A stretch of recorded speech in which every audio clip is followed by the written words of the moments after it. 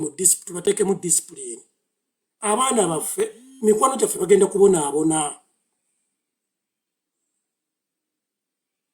Omuntu ajja n'akwegayirira nga kino ekikazi bwe kyegayirira Nameere n'omusuza mu nnyumba yo n'akufuukira ejjute. Abantu bapanza bannaabwe ne babeegayirira ne bafuna emirimu. Olw'oluba omuwa omulimu n'afuukira munne bamugobe ku mulimu. Emisango giri eno e Bulaaya. Oli akwegayirira n'omupangira n'afuna visa. Oluba okutuuka eno nti nze yampange oyo yannimba yaŋŋamba ngambe ABCD bampe visa. Noweebuuza ebyo by'oyogera bw'obadde bannange emisango giri eno. Abantu bejjusa ne bagamba kale lwaki naleeta omuntu oyo? Kale lwaki nasabira omuntu oyo? Kale lwaki nawa omuntu oyo olugero? Nga bw'olumuwadde bw'agenda n'alwogera eri. Oluusi nga amaze okulaba ebyebiganya nze gundi yansuza kaakati atayagala kunkola kino. Ebyabarabadaba mubalaba. Kati rabadaba nene envunza ya generation waliwo enjawulo. Rabadaba kye yakola omugenzi Magi. Kati nene envunza bwe bakeera ku makya katugambe akoze byakola Mukama Katonda n'amugenderako nnyo Nameere ne bamugoba. Bagenda kukwata ekifo ky'obwannameere bakimuwe okuvunza Nameere bamugye mu paalamenti katugeze oba badde abantu b'e Masaka bamukyawe okozesa bividiyo byo ofuuke memba paalamenti ow'e Masaka okole ki? Oyina mwannyoko oba baaba oba omuntu ayagala ekifo ekyo oba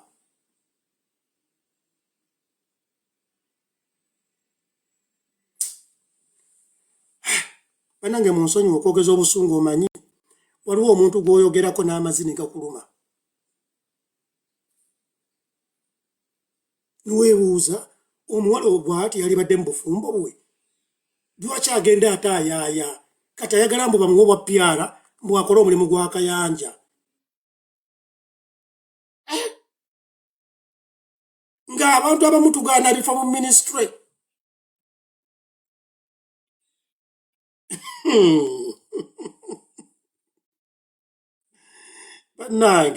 Bannange munsonyi wamma kafiruta kano kenneekubye kano kafiruta nkeekubye kuba mbadde njagala okufaanana omuwala ono generation atafaanana bw'ati. Nze yannema okutegeera alinga eyalwala ensigo oba okitegeera.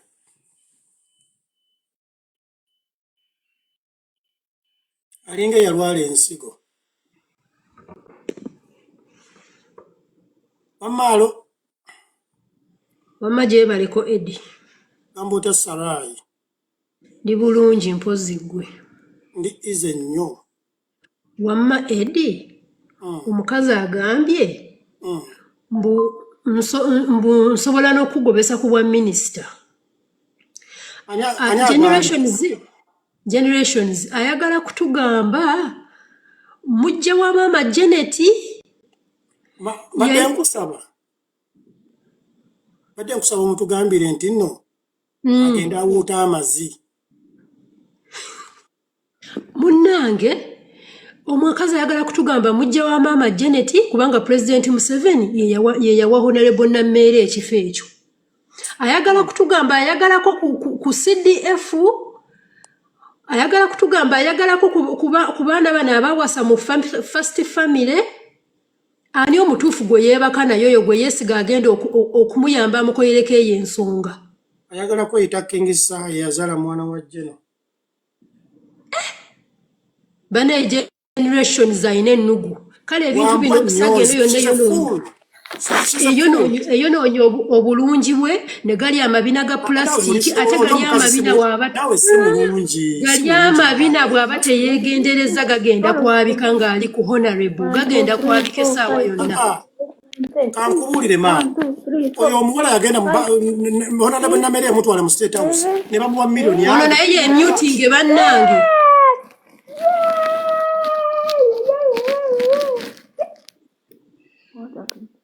Bali mu kumulya bannange abantu naye olaba omuntu generation sasobola kutuula mu mukisa gwa Honorable Nameere n'awangula. teri muntu mu nsi muno atula mu mukisa gwa muntu tebakulimba tajja kusobola kankuddiremu teri muntu mu nsi muno atula kankulage olaba abaana b'enyupi bano be baasiba be bakwatira ekalangala abasinga obungi tebali Bulaaya naye ng'okimanyi nti no babasalira omusango ne babagamba teri muntu akkirizibwa kufuluma Kampala kati teri muntu mu nsi muno Katonda kyakugeredde oba tekifuna weebale nnyo ekyo omukazi ayogeza ate n'ekirala generation ye yanoonya ani weebale nnyo ye yamunoonya n'amwetungako waliwo kino ekisiraani kye bayita ddada kino ekyo ekisiraani ekyo nakyo agambye mbu ye yakonekitinga generations Honorable Nammere kale alimba ani alimbira ddala ani ono ddada agambye atya agambye mbu ye yakonekitinga Honorable Nammere yamusaba enamba ya generations mbu n'amukonekitinga ewa Honorable kale bannange ddada oli musiru nagwe kankubuulirizamu mukwano Nammere yakola ku NTV yakola ku Bukedde yakola ku biki Nammere star okuva edda tebamusobola olaba yakuba maama Flower nene sawa tasibwanga kakati Nammere talina mu bantu Nammere bayinza okunoonya n'okulowoozaako oyo taliimu ng'aliki ate n'ekirala okimanyi Kabanda ono bwe baba baddiza generations bwaba yaddiza omwana ono ssente miliyoni 5 Kabanda yakiri emabega Kabanda ki Kabanda ono MP ono Daudi Kabanda we Mubende yes oba Mubende ye yaziwadde teyogera bya kisiru naawe kati Kabanda nga biyingiriramuwa era afuniremu Mwami Eddie Gyebaleko bwe tubeera nga twogera ensonga tuleme kwogera tebya kijega Kabanda afuniramu anti Kabanda walana Nammere bw'abeera nga amuwalana lwaki temugamba nti fulufiga yazimuwadde kuba bayewalana lwaki munoonyayo Kabanda Mwami Eddie Gyebaleko Mwami Eddie nze kyenjagala okugamba kiri bwe kiti ekyasinze okuluma ono Maama Bizigo ono Calvin kwe kujjayo obukakafu ng'oyo omukyala ddala yasooka n'anoonya Honorable ennaku 3 Honorable ziyavaayo yonayogera omukyala yali ayagala okwefuna mbuno mugezi nnyo ayagala okuyisaawo ebyo okubba ssente testimony omukyala oyo Nammere yamutwala mu State House ne bamuwa miliyoni 50 yavaayo nazo State House controller yazimukwasa Nammere teyamusabako wadde nusu emu oyo omukazi Nammere n'amutwala nga alayira era mbifa mugundi gyotaddewo ku mwali ate njetegereza nakati omanyi kitegeeza omuntu okuleka abantu be n'atwala ggwe bwe kiri bw'atabeerangako muntu we ogenze n'oyogera akantu Mwami Eddie omukyala oyo baamuwa n'emmotoka ng'addayo ku airport n'omusirikale emmotoka Nammere gy'atambuliramu ye yatwala ekisiraani kino nga kidda ku airport era kisiraani oyo omukazi bannaye mubi nnyo mubi Eddie nkulamusizzaako ssebo mbadde nsaba kwogerako ko kati ninveeko yes Jamila nze Lady Gaga nze ayogera Gyebaleko ssebo nawe Gyebaleko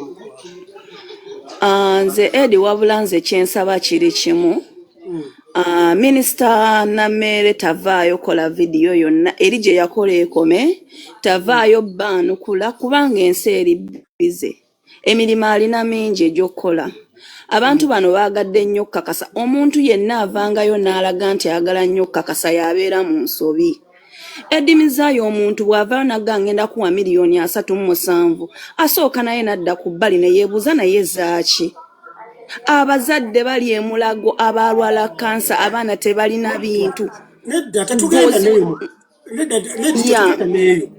omukazi agamba nti ngenda kuwa miliyoni 5 ez'obwereere n'akuwako miliyoni 5 ofukamire bufukamisi ne weebaza yes wekiri naye ono omukyala avuddeyo n'akakasa nnyo kitegeeza baalina olukwe lwe bapangira Nammere akwate ssente ezo zifulume bamusibeko ogw'okuwaayo ssente z'omusolo mu lukujjukujju okitegeera so Nammere bamukomerere sinakindi ekifo kye bakimuggyeko ntakoze kimala yes kubanga ono omukyala ebigambo byayogedde bibadde bingi abadde ku live ya Balista Timo naye tujjukire bulungi live ezo zirabibwa nnyo bakadaama bawaga okitegeera naye atyobodde omukyala ekimala alekeraawo omukyala tannavaayo kola live yonna tannavaayo kola vidiyo yonna kuba oli mukulembeze tusigala tumuwa ekitiibwa kuba minisita so nze mbadde nsaba Nammere tabaako interview gyakola tabaako vidiyo gyamukolera tabaako tamwanukula asirike kyembadde nsaba eyanziza Lady Gaga Mwami Eddie gyebaleko naye gyebaleko taata kaakati nze waliwo ekintu kino kwe nalabidde ne ntegeera nti minisita Nammere tumuwe ebimuli bye kubanga Mwami Eddie ffenna tukkirize tugaane nti oyo omuwala baali bagenda omuwa essente for what reason nti baali bafeekinze nga batugamba nti agobeddwa ku mulimu abaana bamukubye paka wazze ku zero bamugobye ku mulimu Honorable najjira mu tteeka eyo nti babanga bamugobye ku mulimu bamugobesezza kamuweeyo ok'omutwalo minisita n'amala n'adiscoveringa nti tebaamugobye sikyamuwadde wabula kankuweeyo ok'ettaano minisita reason as well yali agala omuwa miliyoni ezo emeka 37 y'ensonga nti baali bamugobye naye we yategeera nti omwana tebamugobye naye n'akolaki n'amugamba nti okakasa nti no bakugobye sooka otuuke e Uganda tukakase empapula nti no wayi baali bamugobye bamutaminatinze tukuwe balance we yasigaddeyo naye omwana nga tasobola ku reasoninga agamba nti no minisita nze njagala ssente zonna minisita ekintu ng'amaze okkigwamu nti ono omwana si mugobe asazaamu eryo ebbanja nti no agenda muwa miliyoni 37 namuga naye kankuweeyoko miliyoni 5 oyiye mpola mpola omuwala ne generation bo baali bawalaga lya 37 baali babakiwatu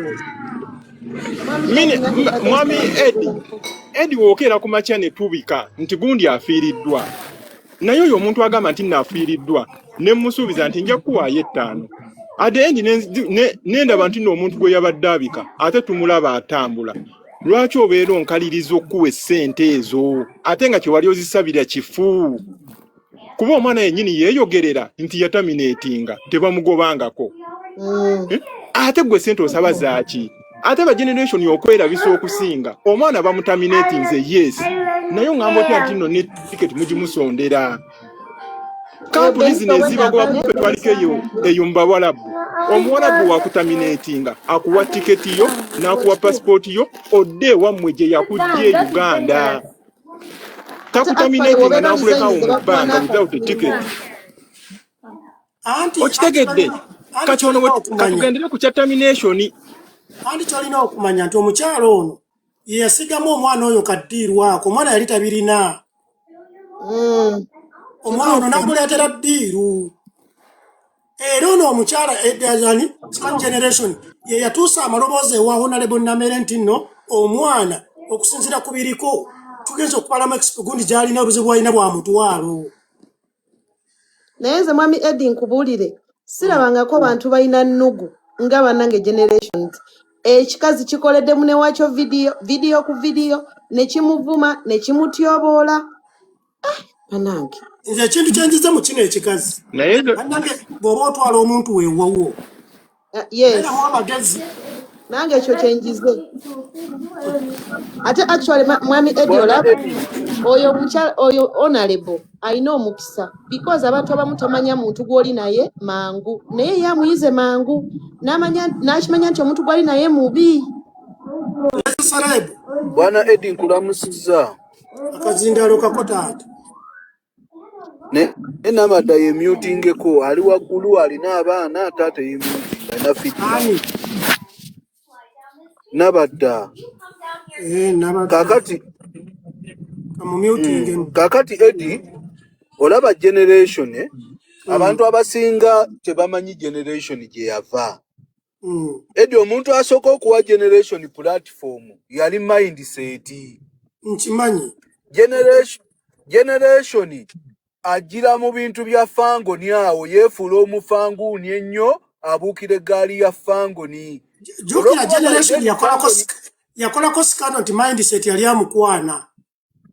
Ebyo bya luvannyuma. Kakati mindset yasooka n'amuwa amasannyalaze nga amuwa platform fangoni bwe yabeerera ey'amaanyi. Abaana ba fangoni ne bamukuba ennamba balaba ekikazi ekinyirira ekirungi ekiwagira alien skin. Abaana ba fangoni ne bafollowing ebyo ebiseera nga fangoni yeekuba ndooza 20 nga 24 ba 23 musobola okunzijukiza nga fangoni yeeriko yeri ku toopu. Ne bamuwa following ne bamuwa amasannyalaze ne bamuwa amaanyi. Mindset ya muhostinga. Kati fast forward batuuka ajja eno mu Uganda. Bwe yajja yali amanyi abafangoni bagenda mwalira emikeeka bateekewo beeyale wansi abayiteko abalinnyirire kuba ava e Bulaaya. Agenda okutuuka nga energy gye bamuwa it is normal energy. Anyiiga. Bw'anyiiga alinda akantu katono nnyo akeesonsa atandika okuba alien skin. Mindset bw'avaayo n'amugambako n'amugamba naye nga ebintu bino obitutte because bonna babeera UK. Amugamba ebintu bino ng'obitutte bulala. N'atabukira mindset. Obadde onsaba ssente wali onkwana sisobola olole biribi. Kati awo waava. Kati kikino abantu kye batamanyi. Omukyalo oyo ayagala okutrendinga Eddie n'ebitaliimu. Era bino byakola ewa minisita. Ne bino bye tumwogerako byayogera byennyini byayagala tulimuwa kyayagala. Ayagala okutrendinga for the good and bad reasons. Ye kimukolera. Simanyi kyakinoonyaamu oba excitement oba lwakuba yakajja ku internet oba maalo oba ki you can't know. But she wants to keep on FYP for any bad or good reasons. Ekyo ye kyalwanirira. Kyova olaba Minisita Nameere yakoze video gye yakola ng'ayogerako bwogezi. N'agamba nti banoonyereza ennaku 2. Nze nabadde simanyira bigenda mu maaso ku bbiri. Ekyo kyokka ekyatabudde oli. Kisobokera ddala omunoonya ennaku 2 kubanga oli minisita era abeera busy abeera alina by'akola. Ekyo kino kankubule ne watabeera minisita osobola okunoonya omuntu yenna ennaku 2 kubanga tabeerawo nti akulindiridde. Kituufu. Oba kitege anyway. Waliwo agambye waneeno honorable mbutali innocent as ngeri gye tukimeekingamu. Tetuwali agambye mbw ali innocent. Naye ekikulu kiri nti omukazi yalaze omutima omubi mungi omuntu ng'abadde mukwano gwo. Lwaki obeera omwogerako ebintu bingi we bityo omukazi obwedda mulaba akola live olaba atuusa ogenda wa balesta timo yeefuula nti yali wa class nnene ate n'agenda wa balesta timo. Ng'omukazi yakudiringira n'ofuna miliyoni 5. Nze mutidde oyo mumutya baaba. Yeewanisa kimu ndi mulungi nyina figa naye buli kimu kyalina kya plastic. Annange. Eddie nkulamusizzaako ssebo. Ogamba otya mukwano? Ndi bulungi. Bannange nsanyuse nnyo okuba nga mbasiŋŋaanye wano ke ntwala omukisa nange mpiseewo eddoboozi lyange lino. Ensonga zino nga mmaze okuziraba nze kizaasooka okumpa nalabira bani abankubira bannammere abagundi abajjene temunkubira. Dennako omukyalo n'amaliriza eddoboozi. Bwe nalaba ensonga zino nakimanyirawo nti honorable waffe Nammeere aluguddemu. Ebiseera ebisinga abantu betubeera nabo nze bwe nalaba omukyalo ono enduulu gye yakuba nsuubira mwenna mwagiraba. Enduulu eno erina ekifaananyi kye yali eraga oba mwagirabirawo oba temwagirabirawo. Vidiyo yange njirina ku akawunti yange kweri. Nategeera nti omukazi ono alina akanyeebwa kapanze era honorable agenda kagwamu. Era honorable Nammeere yafundikidde ng'aluguddemu kuba Honorable Nammere nze ndi w'e Masaka naye e Masaka wano wali ekibinja ekiriyo ekirwanyisa Honorable Nammere okulaba nga bamuteeka ku ttaka kati bafaayo okuyingirira okulaba buli mukwano gwa Nammere waali okusobola okumusensera balabe nga basobola okuba Honorable Nammere ekigo ekyo Honorable Nammere abamusemberedde kumpi balina okukimulabula nti abantu abamuli ku lusegere lwennyini be bagenda okuvaako okumutega obutego okubeera nga basobola okumusuula ku ttaka mu kijjukire kya bulijjo nti Bayibuli egamba nti omulabe we anaabeeranga wa mu nju kino ekikaze ebigambo byonna byekivaayo ne kyogera mu kaseera kano abantu babitwala nti bituufu ne bw'anaayogera eby'obulimba bajja kugamba bituufu kubanga abadde mukwano gwe naye era si bonna intaneti ogimanyi bo bagenderedde akuba nduulu nnyingi kyatwala awo tuveewo ekisinga okunnuma mu byonna bankuba kyeyo tufuna ebizibu ebweru w'eggwanga bannaffe balina ebizibu eby'enjawulo naye bakadaama abafunye platform wano ku intaneti bagikozesezza bubi okuzibikira eddoboozi ly'abannaffe ababonaabonera mu mayumba omwana oyo Bettina mu kaseera kano talina buzibu bwonna abaali badde bakozesa platform zaabwe tusobole okununula bannaffe abali mu mbeera embi bo basazeewo okuzibikira bannaffe waliwo omwana gwe baayokya asidi mulabyeko ng'ali kwembase tulina omwana ennaku ezo gwe baayiira Clorox bannaffe bafiiridde ebweru w'eggwanga emirambo giremedde ebweru w'eggwanga naye buli agezaako okufuna erinnya ku TikTok ekifo ky'okulwanirira banne abali mu mbeera embi bo bakola ekintu kimu osobola kuzibikira bannaffe n'olw'ensonga eyo nkubiriza bankuba kyeyo bonna abali kuno bannanga omulimu gwe tuyina munene luno lwoya lwa munyindo ekitujja mu ggwanga lyaffe Uganda tuba tuzze kukola naye bw'otuuka ebweru w'eggwanga ebisoomooza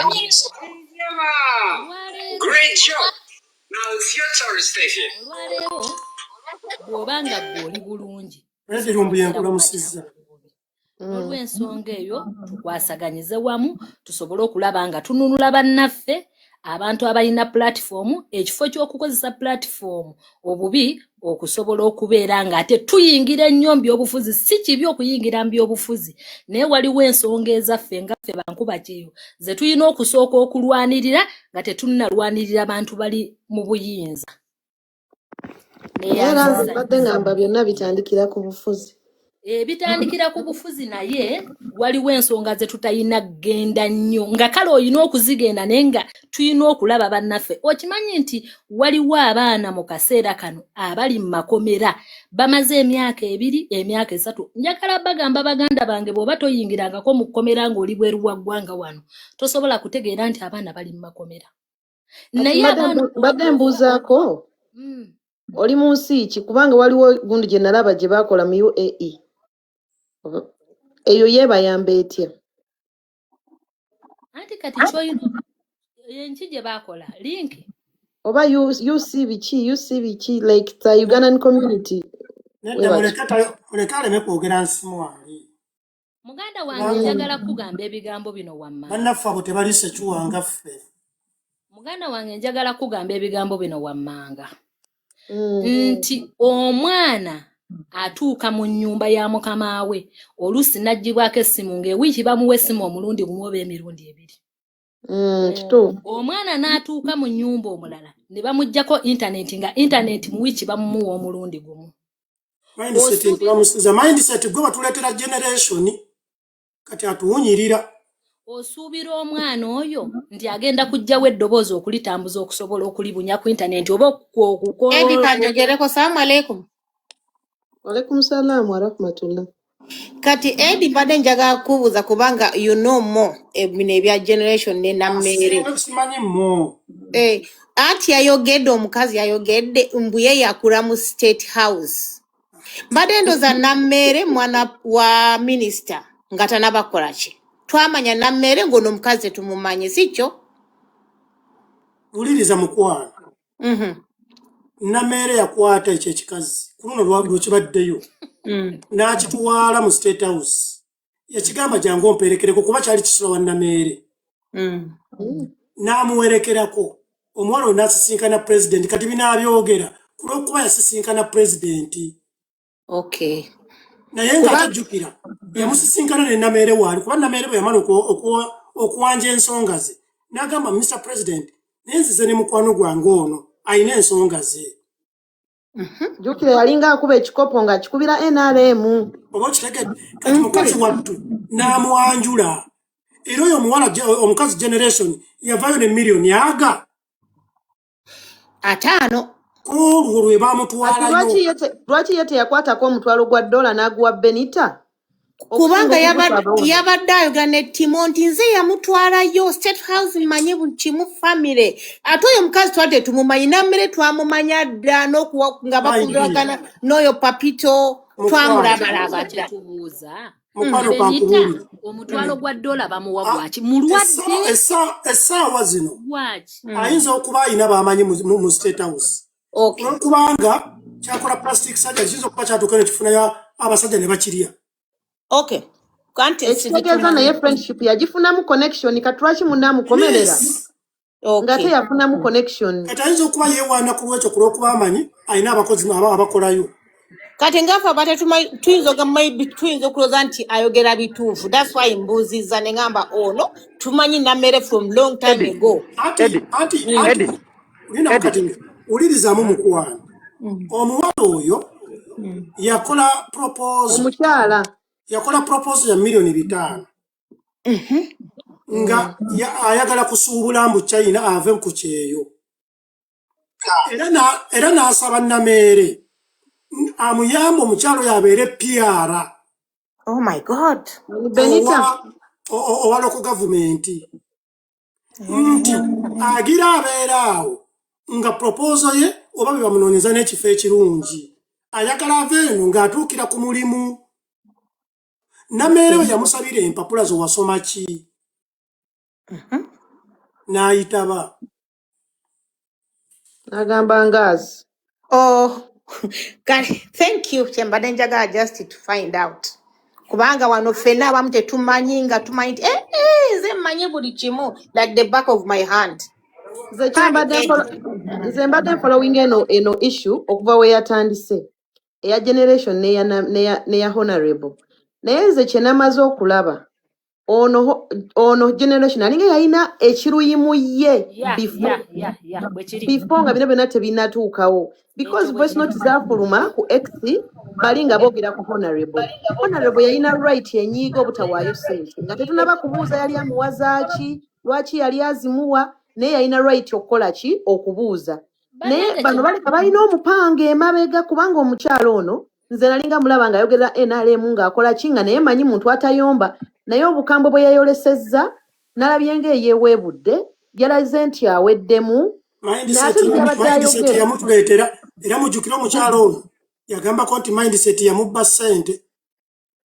Kati alina byayogedde mbu yagenda mu State House ng'alina emyaka 14 kyokka ate nga honorable gwayogerako ebyo mundi Mama Janet yaziika ne maama we kati ani yasooka okulaba ani ngono kugambye yamututte Nameere yamututte era wabadde Uganda abadde asula wa Nameere.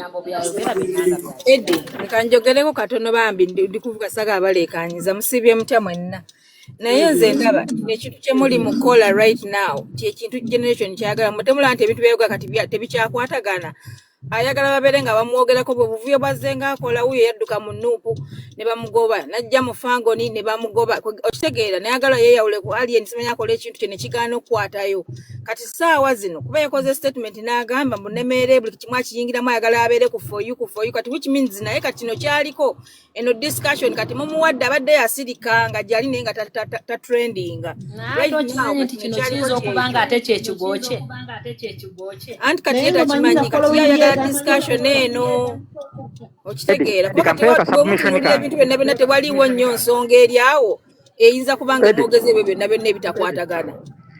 Bannange nina ebintu byenjagala tubisuubire obeera ng'oli Munnayuganda bitwale nti biri nnomo yadde bibi abantu okulyamu bannaabwe enkwe abantu okuwulira effitina nga bw'olaba Eddi wano bw'alina abagoberezi ng'oli kyaliwe ne buli watunulya Eddie nga alina abagoberezi awulira ennugu. Ebyo bintu biri nno mu Uyo Uganda. mchala alinamu n'ennugu yes alaba oli amuleka yali bali Nammeere n'ennugu mulina baamukisa mweri nayo wuliriza Nammeere mulina baamukisa okuba nti generation yalabikiddewo mu bantu abaagala omulire ekunkoona. Eyo position Nammeere wali bangi abalaba nga tebateekeddwa okubeerawo bwe bagenda kubeerawo. Owulira then ekyokubiri Nammeere munenya ekintu kimu alina principle gy'ataasoma. Omuntu waabanga ali vulnerable ng'oli mu position of authority oba power ng'akwetaaga muyige obutayamba abantu kisusse. Kuba ojja kuyamba omuntu ekisusse atuuke ku level wagenda okutemulira nga tokyasobola mukolako bulabe. Bwekiri. Abantu mulina bayambira we bali. Si kubayamba mbu obasembeze. Abantu batono abayambika n'omwerevetinga n'okuyitako n'asigala ng'akyakwa respect. Abantu mu Uganda tebalina kaabuntu bannange. Omuyamba ng'ebyaddala ali mu bubi. Owulira? Honorable lwaki abaatwala omuntu ng'oyo ewuwe? No bambi ye omutima gubeerawo bw'obeera nakyo ng'owulira gw'osobola oyamba abantu. Omuntu ng'alina omutima mulungi tosobola munenya kuyamba abantu. Just kye tuba tuyinza omugamba kimu nti honorable making sure bw'obanga oyamba oteekangawo emotional intelligence. Kuba mukyala bambi bw'ayagala okuyamba ayagala kuyamba wholeheartedly. Ekyo kisoboka okubeerawo abakyala nga bw'aba akwagadde oba oli mukazi munno oba musajja ng'omubiri aguyobuyye ejjusa luvannyuma nti lwaki yakola ki? Yakuyamba. Okitegeera tetujja munenya lwakuba na mutima mulungi ate tetujja gamba nti alekerawo okuba n'omutima omulungi kuba bangi abakyetaaga saabisezze nga bw'omukuba kati bw'ojjawo Nammeere gwe tomanyi bantu baafunye bulamu olwokuba Nammeere yafunye office n'abamu nga tebalabikana mu kamera. Omanyi abantu banaazizza amaziga ku maaso. Nze mumanyi kati ebikazi nga generation baakwatako naye omanyi abantu bameka be yagenda nabo binako generations abo baba opportunists. Omuntu akukutaddeko omukono oguresurrectinga akusitule kati olw'okuba owulira ofunyemu ku immunity kuba kikyala kyeru nsuubira okuba nga bakikozesezzaako awo abakulu kuba obimanyi sisitimu yaffe nga bwekola ki bwetambula. Kati buli waawulira amaanyi ng'asobola okukubira gundi n'akubira gundi awulira nga teyeetaaga Nammeere. Kyova olaba ayina ag'amaanyi g'akozesezza nsobola n'okukogobesa ku bwa minisita. Olaba ekazi byewaayo importance mwana. Eyo Eddie nze njagala kwogerako kyakuyiga ki kye tufunye. Nze ekyokuyiga kyange kiri kimu tuyambe it's okay but make sure abantu obayambira we bali. Nze kyenjize Musage eno yogera bitono bw'oyogera ebingi oyokya. Kakati generation ayokyezza lwakwogera bingi ebiteetaagisa. Eddie eno ensonga yali ntono nnyo. Benita ffenna twamulwanirira nga tumulwanirira ku genuine cause. Naye generations bwe yayingizaamu personal interests ze n'ayokya. Kakati ekyokuyiga ekiri wano ne minisita akitegeere. Bw'aba abadde takimanyi nti ku mutala kuno kuliko abafere akimanye. Bw'aba tamanyi nti bayinza okumukozesa kati ffe tuyinza okuba nga tuli wano twogera naye ng'eri waliwo abakozesa bano abalala nga baagala okusuula minisita. Ekyasooka akijige mu mutwe. Anti abalabe be bayitamu bano abantu abalekaana. True. Ayinza okubuyita obuntu obutono naye kati owulira bwabadde ku live ya Timo nga baleeta kompitisa w'e Masaka nga gwe bayisaawo. Kitegeeza obuntu obutonotono buno tuyinza omukazi yali yamwewerera dda yali tamwagala from day one yali tamwagala yali ayagala kumukozesa. Kyenjize wano twogere bitono. Excitement ya app ereetedde omuntu omukulu okwokya. Eddie emyaka gye tumaze wano naawe from Facebook to TikTok njagala kukakasa ndooze kumye ng'oli consistent kwogera bitono ebingi byokyesa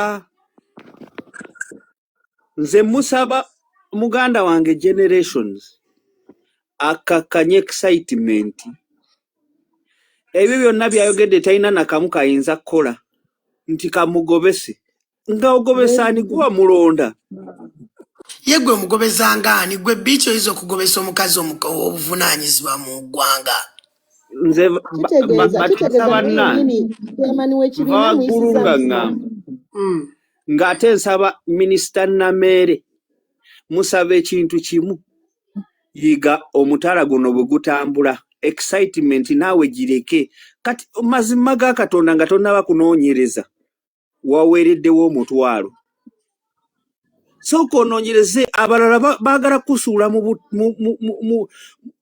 mu mpitambi generation kyeyabadde agenda okukola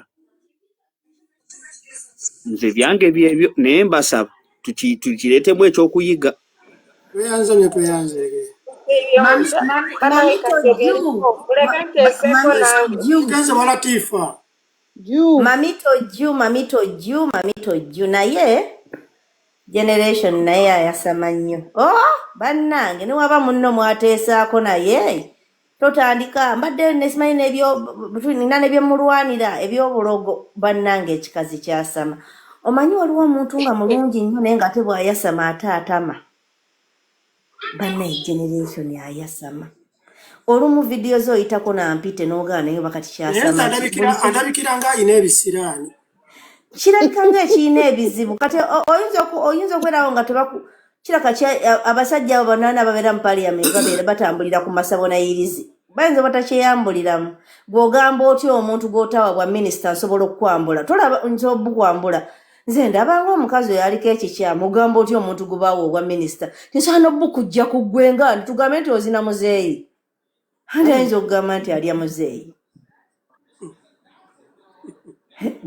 kwale yeewadde ate empontensi egenze ewala nsobola nobukujjako nsobola nobukujjako gwani abo mujjako bannange awo endabidde eddala nitukolagana na muntu tuli kutuuliriza muntu mukyamu ate singa Namere ayina abambi ku magezi yali badde asirika nataddamu n'aleka abantu be bano bakayanja abaniki ne bamuddiramu embo n'atamuwa wadde platform neegi n'atamuddamu wadde wanafu baweruwishazi n'aleka afe abalala naye omukazi ku bulungi bw'alina tagenda muddamu ekyo nkukakasa bannaye Namere atuyambe kuba kati omwana yagenda mu fangoni n'abavuma n'ava mu fangoni n'agenda ewa mindset abafangoni bakivuma buvumi bikozi kyali kyegomba oyo omukulu wa fangoni kitegeera nga kyagala kwebaka naye kati odda otya ku mukazi kale yalibadde asirika yalibadde kati yenga naye nodda ku mukazi nakuyamba kino nekuyamba kiri n'atuuka n'omuga agenda mwambula obwa minisita wenkomye otutegeera ne nga katukolagana n'abantu abalina dementia omanyi kozi bakozi batu gaffe n'abali e Bulaya tuli balalu kiri mu kutambuza sirimu Kampala ekyo sirimu tukireke kuba munnaye tutambala abantu balala balwadde fenna tuli balwadde kwa tetumanyi fenna gye bwe tufaanana naye kyentegeeza dementia oba omanyi abantu abali e Bulaya abasinga balabika fenna twavaako tuyinza kutandika nti omuntu ogenda mwambulo wa minisita bw'otaamuwa mukujjeko badde mmanyi nti mujja wani wamaama obwa minisita mbukujjeko kikazi kyokyezza bannange ekikazi kyokyezza abadde ng'agamba ne second in command ye second in command ugamba otadde mbukujjeko kati waliwo omukwano gwa Edimizaya musanyufu yo sister akola video ku video yo bulaza akola video ku video era namwesonye nengaba sigenda mwenganga tusirise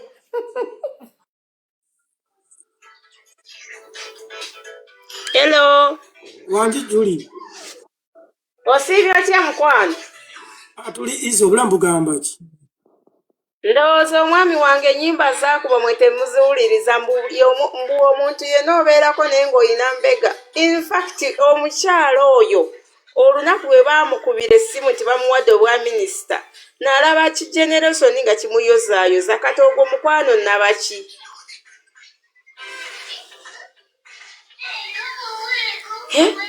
Ogwo mukwano nabaki imagine kati nze banange Eddie kankubule nagobye emikwano kansigaze mukwano gwange ogwo waalu abasigadde ne bwaba Eddie sikyakwesiga nabagobye.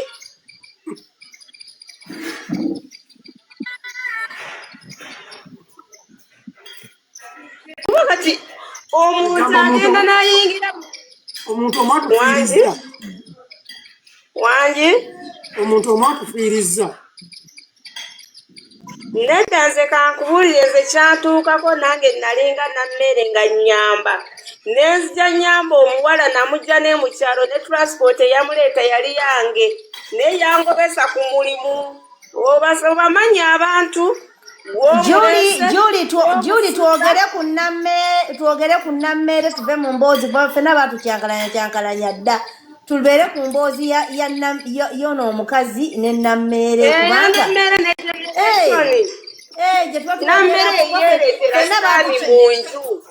ffenna batugerako dda. Latifa labayo nammere gumusinga gw'omuntu omufumbo osembeza otya atali mufumbo mu makaago. Nammere talina nsobi temugumusalira talina nsobi kubanga oli kati generation ani amumanyi akujjako ku TikTok naye kati omuntu ali ebundi bujja omuntu ali eggulu aliwa amanyi nammere ani amanyi generation ife abamumanyi ife abali ku TikTok kati omuntu atali ku TikTok ani amumanyi oli nammere ate si bonna abali ku TikTok ate si bonna nti bamumanyi wabula bamanyi Latifa labayo omuntu ne bw'aba akunyiizizza atya naye obaamunesenga w'omutima tomanyi enkya ne togenda kweggwayo omwana otuuke ku ekyo yonna weeyuza omaleyo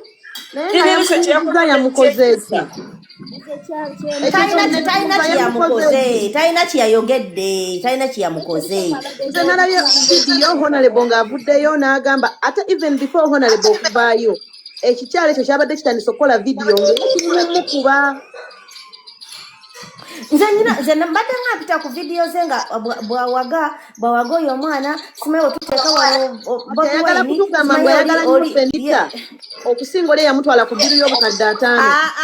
Nedda kati mwemwerabira generation abuukira buli muntu aliko gundi n'omulenzi bwe yajja ono alien skin nga tukyamulimu ne maama wange tukyamunyumirwa generation n'atuyingirira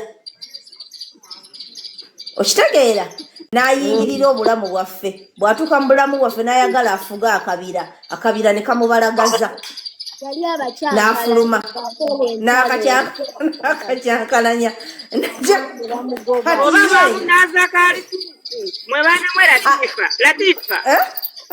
oba bamunaza kalitu generation saawa za leero nammere ekitiibwa kyalina just kyoba omanyi omukazi alina omutima omubi gujja mulemesa otuuka ku bingi nedda alabika mulalu alabika mulwadde bambi agenda kutya kumusemberera buli omu agenda kumutya kumusembereza kozi bakimanyi we baawukana we bati ajja kujjayo ebyama yaloza oba akuba nammere byayina mwemwe mulaba nammere musiru nnyo kankubuuzeeko okumutwala mu state house gamba ajja kujjayo ebyobulimba ajja kubasala bigambo ki byagenda omusalako ebyo byasaze mbu yamutwala mu state house otwala otya omwana minisita mu state house oli nammere muyaaye w'e Masaka akulida mwana wa minisita naye nga muyaaye akoze ku zitivi golooza mugenye mu bintu bya midiya tewali netteko lyabadde gasima obusungu bwe ng'alinda akadde okukola kyokumusikozesa okungamba ebyo byonna byayogera obusungu abugjeewa ddala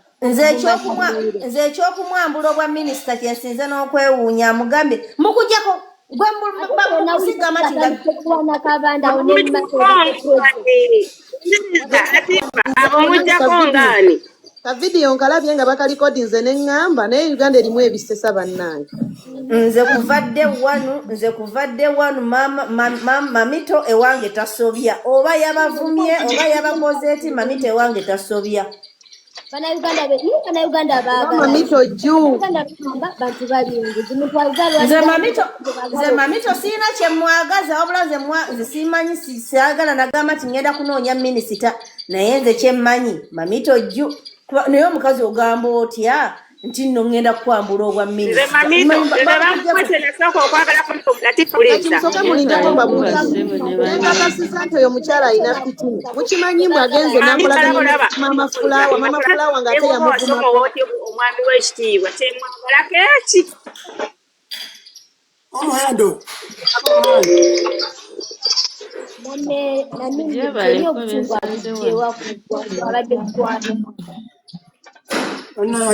Komaji talina gundi network. Nze kyendabye mu bintu bino bano ababiri babadde balina ebintu byabwe omanyi olumu oba otambula n'omuntu nga tomutegeera naye ng'olinza akaseera wonooviirayo kati bo balina obutakkaanya bwabwe bwe tutanabategeera. Ono yazze ng'ekintu eky'okwekwasa kati nikigwa ku minisita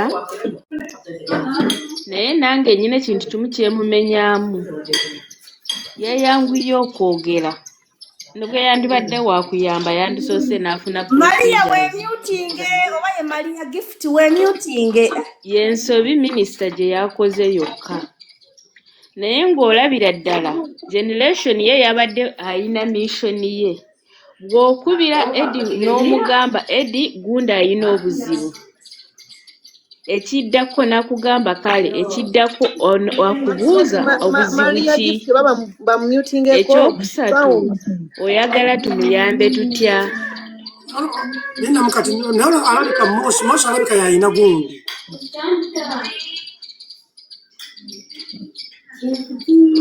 Mosi alabika yayina gundi. Badde nkugamba nti Maria gift oyo bw'okeera n'okubira Eddie bwenkeera n'enfuna obuzibu Dinda kati linyo. Onalebo balamu nkulabyeko wano taata.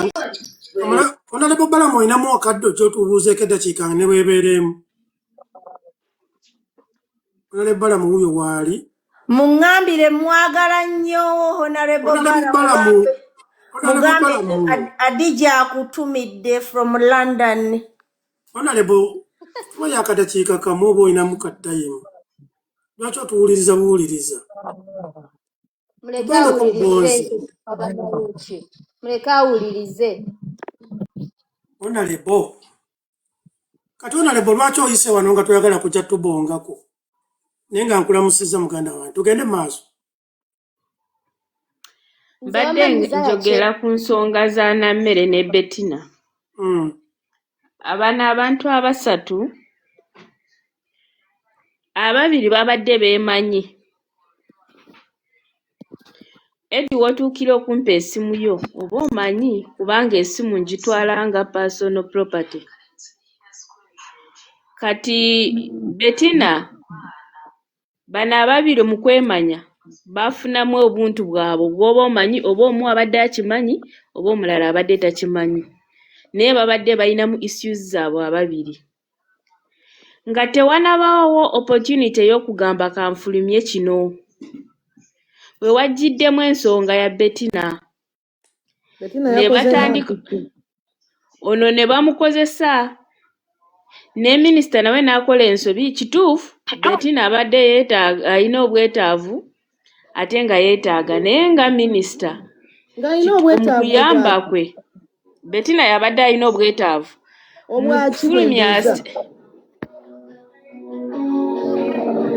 Bettina gwe twogerako omumanyi because waliwo omukyala azze wano bambadde bamuyita eddoboozi si kyekyo mwami Eddie n'agamba nti waliyo abantu abalina issues ezeetaagibwa obuyambi ng'obwo ezeetaaga eddoboozi bajja nga si nti kubanga abanuupu baakuvumye oli nojja n'oyisaamu eddoboozi kati Bettina video zakola oziraba Bettina akola video ng'azina Bettina akola video ng'aseka n'omukyala kati eddoboozi lyo otuukidde kwani kyekiriko ono yatuukira ku bantu malirize mukyala generation yagambye nga simuyisiza mu maaso nti teyanoonya kubanga yagambye ekyamunyinziza minisita kugamba mbu yamunoonyeza ennaku 2 n'agamba yali anoonya minisita ennaku 2 nga Bettina amize eccupa oba agudde mwala. Jamira naereka toyinza gamba mbono mukyala toyinza gamba nti mukyala generation gali mazzi kale generation bwatyo muntu wantalo yanoonya amasanyalazi wegali tewalaba kye yali afa n'efangoni kati nze kati byayagala Bettina mumanyi era mbadde ekizibu kyatuukako wuliriza bannange wuliriza gwe nnyabo Jamima oba Jamira oyo omwana Bettina sikiwa nti yakeerako ku makya n'anoonya generation ye yeesiba ku oli omwana yeyamunoonya kati bw'amala omunoonya sooka osirike switi bw'amala omunoonya amugamba kubanga jjukira ono ayagala nnyo omanyi abantu abasinga kati ayagala nnyo okukola obuganzi mu NRM okulaga nti olwokuba omwana bamuwala n'olwokuba yayogerako ekyo kwati omukulembeze agenda kukirekola ki kanatandika okwagala okuguza ekintu kye akiguze abantu ba NRM kyova olaba yeeteekanga mu kamera gundi tukuyita wano omuntu obeera mu parliament ensonga y'omwana ono mugyogereko wabiraba Eddie nga buli kaseera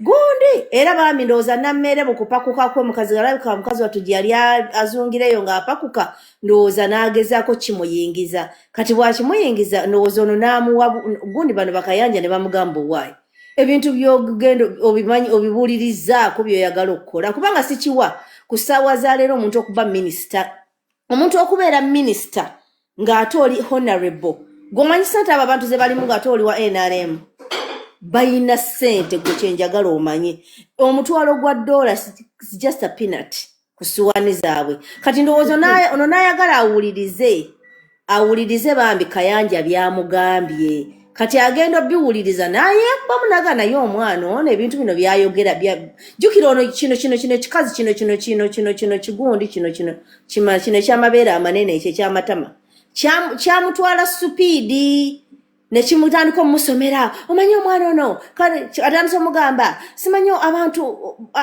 anoonya amasanyalaze kati nammeere anoonya amasanya nammeere yakola dde erinnya lye wanedda nga bakyetwala ne Farida nga buli muntu amanyi nammeere okitegeera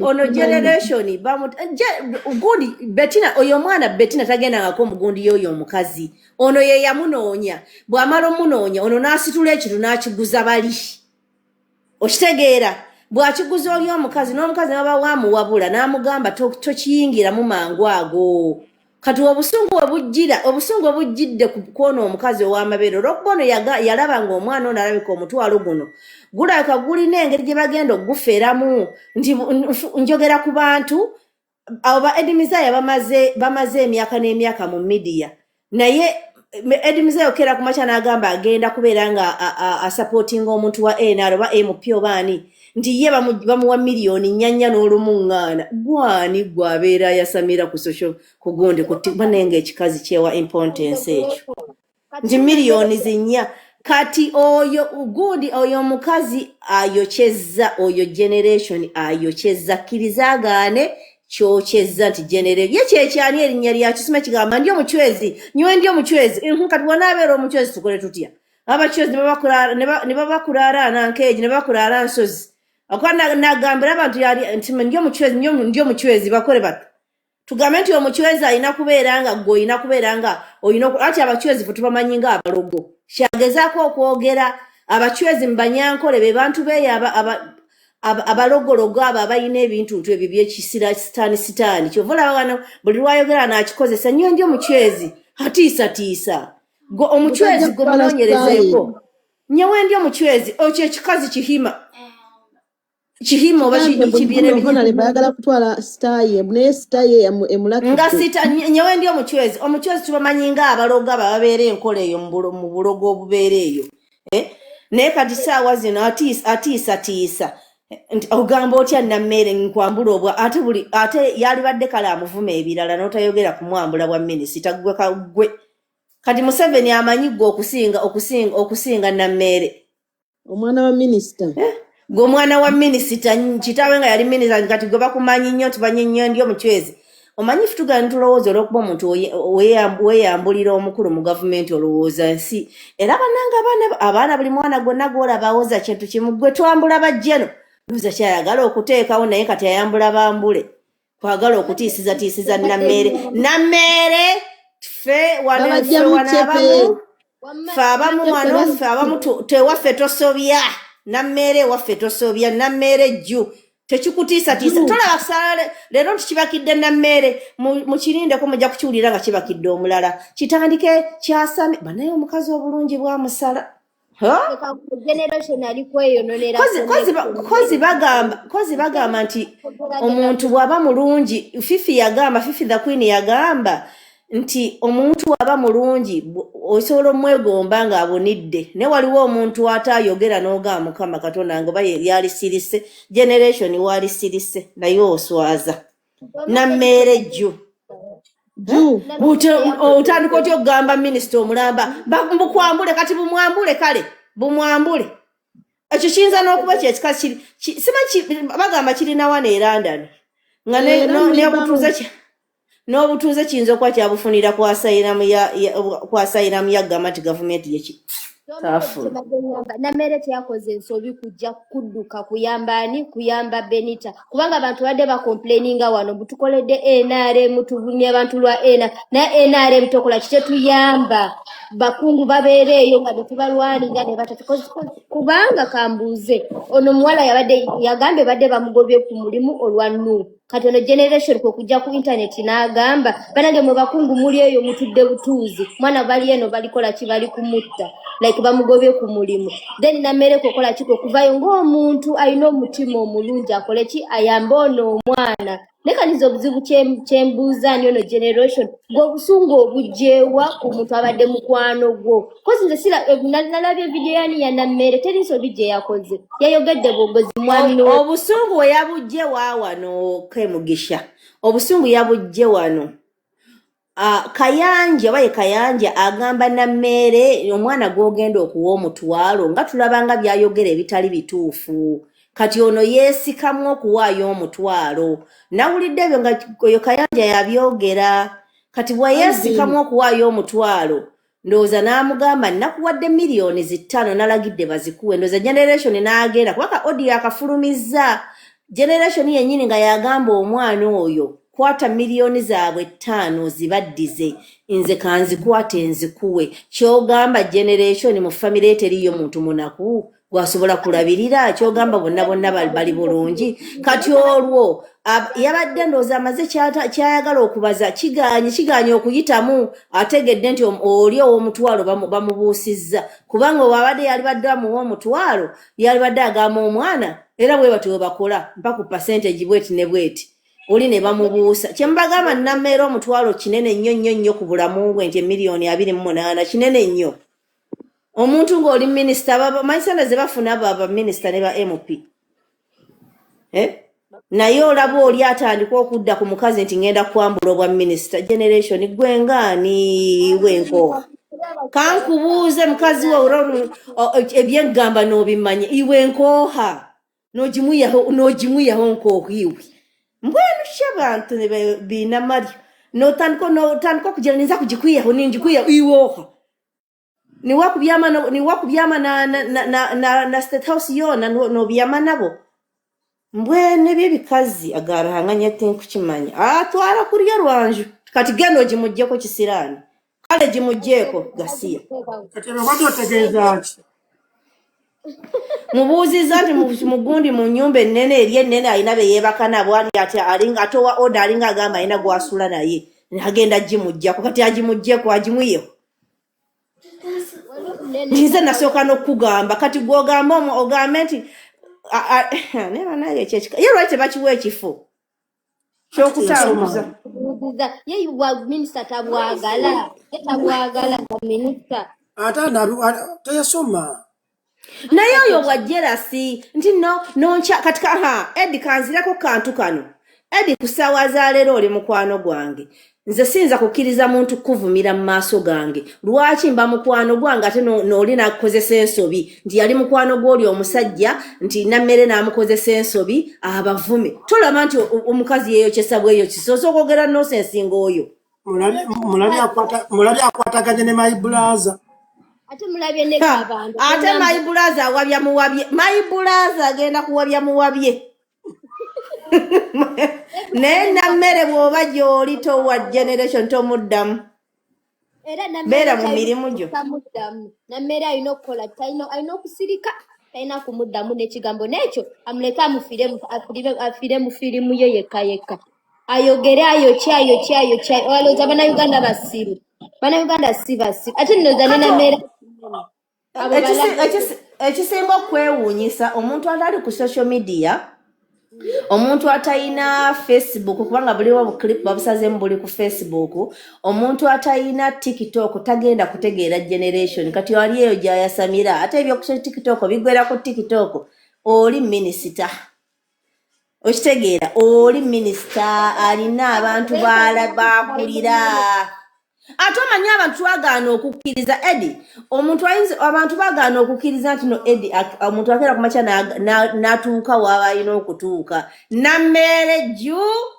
Nammere jju tetugenda kumanyirwa tokwiza kutumanyiira garahanga mbwene bange kyekikazi obulungi bwakisala bannaye bwakisala omanyi bagamba oluguudo olulungi lwe lusinga obonaabona kati oyo mu kubonaabona ebyo bamweyambuliramu byonna ebisiraani byonna bimwetimbi kimanyiira omukazi Latifa mbatumidde bannaye tusinkane enkya tugenda kukola nange era ngenda kukola mbula awo emu n'ekitundu ngende ku shifuti nja kubeerako okwo kale musule bulungi